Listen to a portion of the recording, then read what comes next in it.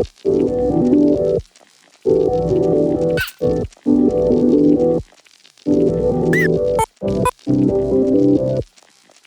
んにちは、後藤茂雄です。このチャンネルは世界のアートシーンを巡りながら、これから来るもの、注目すべきものを取り上げ紹介していきます。今日はホームからです。本来であればバーゼルの会場からレポートしたかったんですが、それもできませんでした。新型コロナウイルスは猛威を振るっています。世界の主要都市はロックダウンが解除されたんですが、ノーマルには戻っていないんです。アートバーゼルも延期されたんですが、それも中止になり、全てはオンラインアートフェアというふうな形になっています。新型コロナウイルスはアートシーン、アートマーケットの地図を塗り替えてしまうでしょう。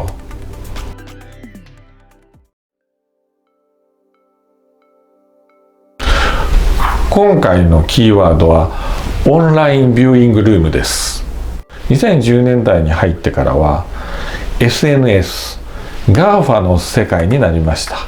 オンラインビューイングという仕組みをアートフェアやギャラリーも試行錯誤をするようになったんです。その背景にはミレニアム世代や Z 世代と言われる今までのアートコレクターとは違うリテラシーがある人たちが登場したからです。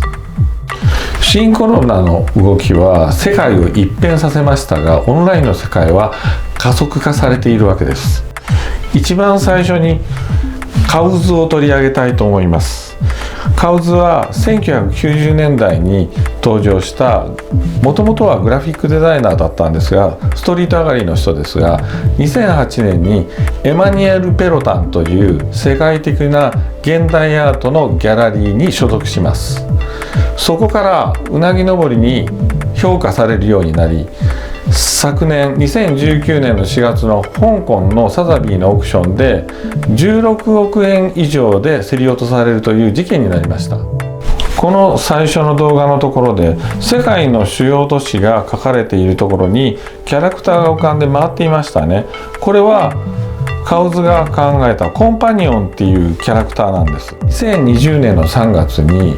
カウズは世界の主要都市25都市の上空にこのコンパニオンっていうキャラクター、巨大なキャラクターを AR によって出現させるというプロジェクトを行いました。これが非常に重要なのは AR という架空の存在なのに、このキャラクターを購入したり転売したりサブスクリプションで購入することができたりするっていう風な、今までとは違うセールスの形態も取られたということなんですね。このようなバーチャルなキャラクターが作品として扱われるようになるということは、アートシーンもアートマーケットも変化します。この背景にいるのはアキュートアートと呼ばれる会社なんですね。で、この会社はダニエル・バーンバウムというベニスビエンナーレのディレクターも経験し、スウェーデンの近代美術館の館長もやっていた人がディレクターとして就任しているということが重要です。画面をご覧になってください。これはオラファー・エリアソンの作品です。彼もカウズと同じようにアキュートアートのプロジェクトに所属していて作品を作っています。オラファー・エリアソンは共生をテーマにし、社会環境、異常気象であるとか移民問題とかにも考えるような社会派です。そのような人たちもカウズと同じようにアキュートアートにプロジェクトに参加しているっていうところが非常に重要なんですね。ですから、コンパニオンと同じような AR 作品、例えば部屋の中で雨が降ったり太陽が照っていたり角メドリと一緒に遊ぶことができるというようなプログラムも同じくアキュートアートが提供しているわけです。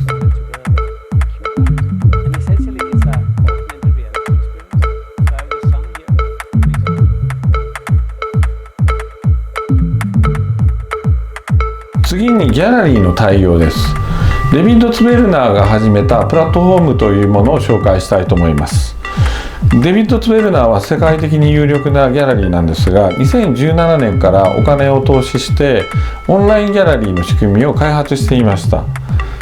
コロナを前提としていたわけではないんですけれども、タイミングが非常にあったっていうことなんですね。でこのオンラインプラットフォームを駆使して今度は若手のギャラリーを集めてそこでプレゼンテーションをさせるっていうことをニューヨークとかロンドンとかブリュッセルとか世界中でやりました。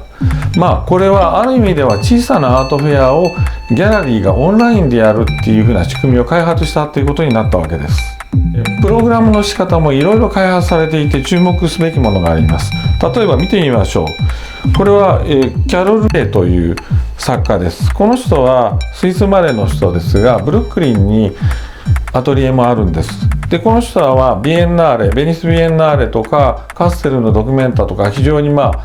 活躍しているアーティストなんですけど、その人の動画をちゃんとプラットフォームの中で入れてアーティストの全体性とか共感をちゃんと得るようなプログラムを開発しているというところが重要なんですね。こういうことは他のギャラリーではまだ遅れています。The colors of the dresses, talking about these tender pastels and strong black. 最近の一つの傾向として現れてきているのは実際の空間を 3D データで全部再現してその中に作品を置いて観客が遊覧できるようにする。例えばキース・ヘリングとバスキアのこの展覧会の会場なんかは本当に象徴的だと思うんですね。次に世界の美術館がどういうふうにオンラインに対応しているかということについて、考えたいなと思うんですね。で、僕がまず注目したいのはこのテーマ的にも非常にコロナとちょうど合ってしまったものとしてはニューヨークのグッゲンハイムで、開催中ですけど今はまだ閉まってるんですけどレム・コールハウスの、カントリーサイド・ザ・フューチャーという展覧会なんですね。21世紀になってますますメガシティには富や人や情報が集中してしまって田舎は過疎化してしまうっていう風な現象がありますよね。で、そういうものをテーマにしてるんですけど実際は SNS とかオンラインの働きによって田舎においてもデジタルトランスメーションが進行しているわけですね。そういう、状況というものを、彼は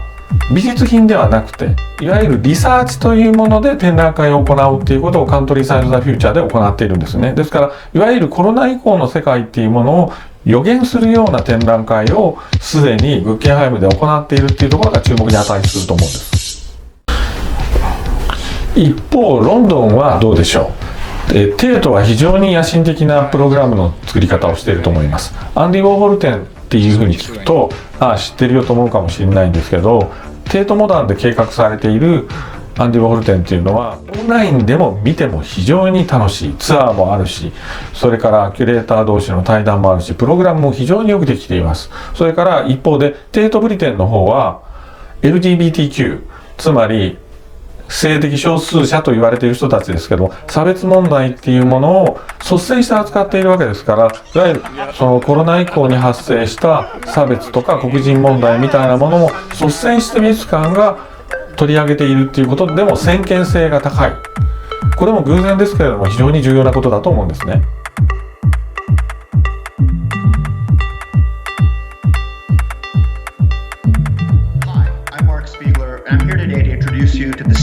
最後はバーゼルオンラインのお話です。6月のアートバーゼルは全てオンラインで行われました。3月の香港は中止だったんで本当大急ぎでシステムを作ったんだと思います。280以上のギャラリーが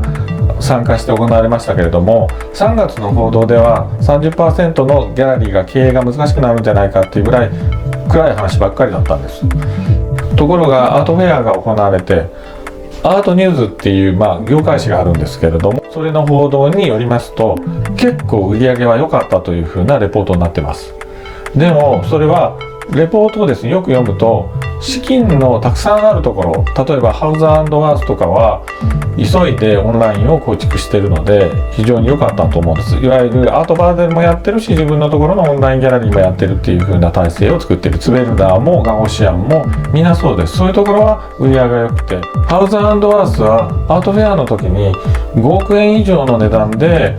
マーク・ブラッドフォードの作品が売れたりとか、ルイーズ・ブルジュアやジョージ・コンドの作品も1億以上で売れたっていうふうに言われています。ツベルダーにしても自分のところでオンラインのプラットフォームもやりながらアートフェアをやるっていう両方のスタイルで行って10億円以上の売り上げを上げているっていうふうに報道されていました。ガオシアンも非常に売り上げが良かったという話も聞いています。